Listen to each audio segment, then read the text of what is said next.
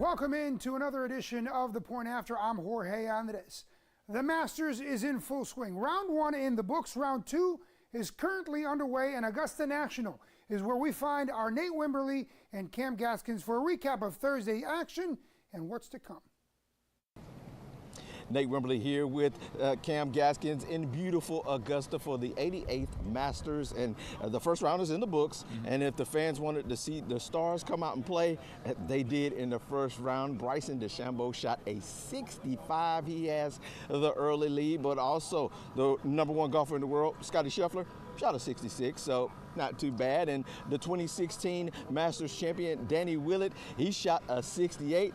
So all the big stars are coming out, and that's what golf needs. They need this tournament to have the big stars play big in the biggest events. And taking advantage of kind of the softer greens maybe early on. So Thursday's first round was delayed because of some thunderstorms by about 2.5 hours. And once the ground got wet, the greens were a little bit slower, which is the key for low scores here in Augusta. And again, the big names took advantage of that like you want to see. So the question is, once things dry up a little bit, will the low scores continue? Only time will tell, but it's a great start here in Augusta. Speaking of Scottie Scheffler, he might have a family emergency to consider while playing this week. Tell us more about that. Yeah, so emergency might be a little strong. It's a good kind of emergency. His wife is expecting their first child at the end of the month. Now, on the off chance that due date gets moved up to maybe this weekend, he has said multiple times that he would withdraw from the Masters no matter where he is on the leaderboard because he wants to be there for the birth of his first child. He wants to be a good dad. We support that here.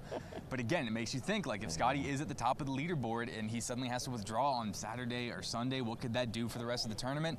It's something to keep an eye on. We'll see if it happens. Yeah, it's kind of hard to imagine that you're in the lead in the Masters and your wife goes into labor. But I think the fact that he does have a green jacket hanging in the closet, that makes that decision a little bit more easier, even though it really shouldn't be a decision you have to make. Man, you got to be there for the birth of your first child. Let's talk about another star that played well on Thursday, Tiger Woods. How well did he play? Well, he started his round with a birdie, folks. Now, he did bogey number 2, but he rebounded from there. He's been playing some great golf going into round number 2. And the thing about that is not just playing good golf, but looking good on the course as well. So I walked with him for just a couple of holes from 7 up the fairway to 8. Now 8 is a bit of a hill. It's not the biggest hill, but it is a hill on this course, and he was walking up it with no issues whatsoever, no limp, no gait. He looked like he really was in control, and his body looked like it was feeling good. Now again, that's just hole 8 out of 72. The question is, does his body hold up for the entire weekend? I think it definitely could, considering the weather will look much better this weekend as opposed to last weekend. Or last year, I should say. It was cold, it was wet, and that definitely didn't do him any favors. So I think if the weather stays as beautiful as it has for the rest of the first round here, I think he has a good chance to keep his body in a good shape to make some history if he's able to make the cut. Weather is the good news. There's no more rain in the forecast. It's going to be in the 70s and then 80s. So that's good news for Tiger. But might be some bad news for all the rest of the golfers because all that rain that we got Thursday morning kind of softened up the greens and made this course a little bit easier. Yeah. Well, it won't be easy. This thing is going to firm up. This wind is going to blow through here, and then that sun's going to come out. It's going to bake. It's going to make Augusta National tough. So we're going to find out who the true championship golfer of the Masters is this coming weekend as we get ready to crown the 2024 Masters champion. Jorge, we're going to throw it back to you in the studios. All right, that was our Nate Wimberly and Cam Gaskins joining us from Augusta National. Now, the guys touched on the weather, and it's huge because each of those golfers, smiling now that the weather has changed, everything's been better, but they're going to have to measure the speed of those greens accordingly as they continue to dry up through the weekend. Now, Nate and I spoke about this on the last edition of The Point After. The interesting piece in this first major of the season is going to be the presence and execution of each one of these 13 live golfers who will be participating. Let's not forget, Rory McIlroy had some strong words to say about LIV and hasn't been the only one since that split. However, Jon Rahm, the defending champ, he is a LIV golfer. Throw in Lefty, throw in Brooks Koepka, throw in Sergio Garcia, who Garcia hasn't been a runner-up, but he has won the Master before. Brooks and Lefty, they have been runners-up. You see a trend here. Maybe not the best trend for PGA faithful, and maybe one that favors LIV golfers, whatever it may be. What we do know is that the result of this first major is going to continue to add fuel to an already intense fire that the LIV golf split caused. For the PGA faithful, show up, win out, shut down the LIV golfers who, as Nick Faldo so eloquently said, can go back to playing resort-style golf, or a LIV golfer can win, laugh, have some memes go viral, collect that fat check, and yes, then go back to play some resort-style golf. Either way, I'm here for it. We'll all here for it. Let's take a look at the current standings right now. If you look at them at your screen, Max Homa currently at the top of the leaderboard at 7 under. He's through 9 holes thus far.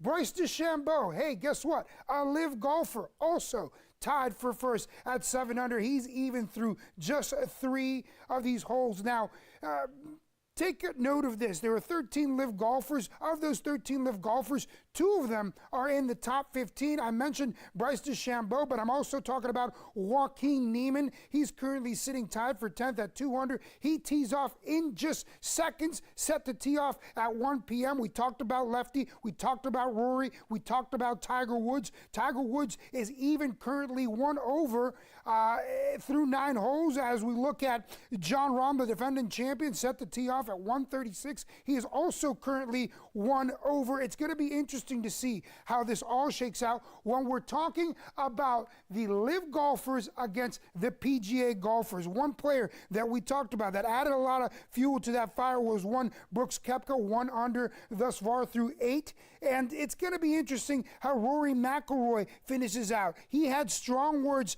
to say leading up to this tournament, and he did not play it well in that first round. In the second round, maybe he can catch up and get a little closer to the leaders, which are currently, again, Max Homa at 7 under, and yes, a LIV golfer, Bryson DeChambeau at 7 under, even today through 3 holes. Will continue to update you throughout WBTV News, and of course, Nate Wimberly, Cam Gaskins, they've been all over it from the beginning.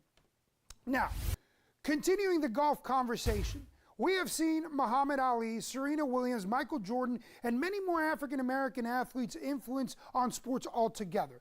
But among those sports, golf is a game where blacks have slowly integrated, but now, one local young lady is leveling the playing field. I want you to meet 15-year-old Kendall Leak, a star right here in Charlotte on the rise.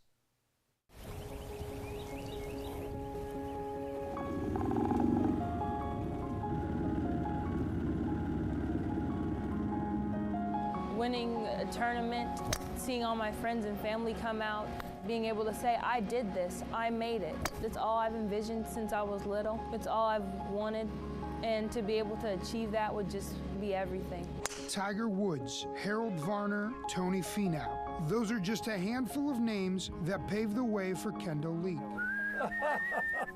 At just 15, Kendall has found her passion, a passion that has led her to the top of the female golf team at Union Academy Charter School, and a passion that began at age 5 with a simple daddy-daughter moment. And when I was little, he was my favorite person and still is. So with that attachment, I always wanted to be with him. And I just remember going and playing with him, and he got me my first set of clubs, and I've loved it ever since. In a sport where women, let alone athletes of color, were not at one point ever represented, Not getting under enough. Kendall has made it a point to be the example for young golfers in our community. It makes me so proud. The fact that I remember when I was little, seeing other black golfers, it meant the world to me, and I said, I can do that. I want other people to see that through me and try and grow the game. With every putt that misses, Please get in. Oh my goodness. and every drive that slices, Caught the ground, but that's fine. Kendall and her father Jody Oh, that's close. see the course as a map of life's challenges. No one in the family on either side has ever been a golfer, and so you're a leader in the family. The game of golf is about respect. It's the only game where you keep your own score. And so you call the penalties on yourself. It's a game of respect. Always have the highest respect for yourself and others. But with setbacks, there are comebacks. And every time, she's remained, There we go. she's persisted, and she's solved. Woo! A dream that started with her dad You got me. is only just taking off right here in our own backyard. And a journey to find her place amongst the greats is starting to climb up the leaderboard, Saved the best for last. and we can't wait. We certainly cannot wait. A wonderful young lady and a wonderful family. In addition to golf, Kendall also has interests in sports journalism. And maybe one day you'll see her in front of the camera, whether that's on or off the course. I want to get to our final thoughts, my final thoughts for this one, and it's just one big one. And it's a big congratulations to our partner here at the Point After, Mr. Cam Gaskins, him and his lovely fiance, Rachel. They will be getting married this weekend, and we are thrilled to celebrate them. We wish them all the luck. We wish, keep your eyes off the Masters Cam. We'll update you. Focus on your wedding. Focus on the rehearsal dinner. Focus on making your beautiful bride happy, because this is just the first step, the first day to a long, beautiful, and healthy marriage. Remember the saying, happy spouse, happy house. That goes for both of you. So congratulations to Cam Gaskins and his beautiful fiance, Rachel. They will be tying the knot this weekend.